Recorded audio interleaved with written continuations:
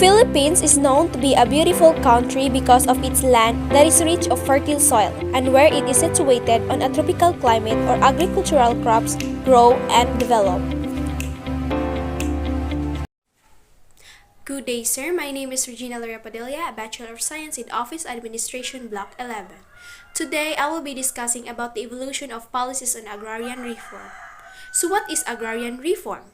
Agrarian reform is defined as the rectification of the whole system of agriculture, which means isang mahalagang aspeto ng ekonomiya ng Pilipinas sapagkat halos kalahati ng populasyon ang nagtatrabaho sa sektor ng agrikultura. Agrarian reform is centered on the relationship between the production and the distribution of land among farmers. Land ownership in the Philippines under the Spain. When the Spaniards colonized the country, they brought with them a system of pueblo agriculture where rural communities, often scattered in the nature, were organized into pueblo and given land to cultivate. Later on, through the laws of Indies, the Spanish crown awarded tax of land. First, religious order. Second, reparamentos for Spanish military. And the third is the Spanish encomenderos, where Filipino workers are paid their tributes to the encomendero. The encomienda system was an unfair and abusive system as became norm for the Filipino farmers working the land that they made to sell their products at a very low price or surrender their products to encomenderos. Land ownership in the Philippines under the Americans. The Americans were aware that the main cause of social unrest in the Philippines was landless, and they attempt to put an end to the deplorable condition of the tenant farmers by passing several land policies to increase the small landholders and distribute the ownership to a bigger number of Filipino tenants farmers. Land ownership did not improve during the American period. In fact, even worse, because there was no limit to the size of land holding people could possess, and the accessibility of possession was limited to those who could afford to buy, register, and acquire the fixed property titles. Post-war intervention toward agrarian reform.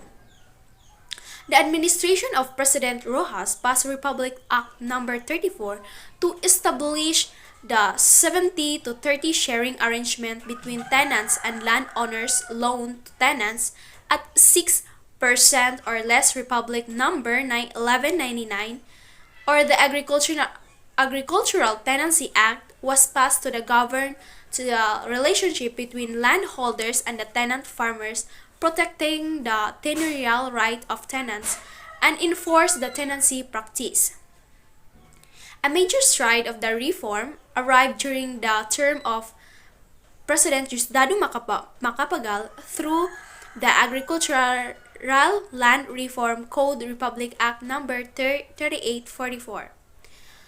The first declaration of the state is to establish the owner cultivatorship and economic family-sized farm as the basis of the Philippine agriculture. As a consequence, divert landlord capital to the agriculture to industrial development.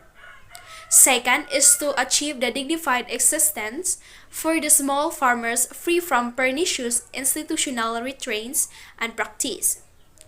Third is to create a truly viable social and economic structure in agriculture to greater and higher farm incomes. Fourth is to apply all labor laws equally and without discrimination to both industrial and agricultural wage earners. Fifth is to provide more vigorous and systematic land settlement program and public land distribution. And the last one in the number 6 is to make small farmers more independent, self-reliant, and responsible citizen and a source of genuine strength in our democratic society. And that's all. Thank you.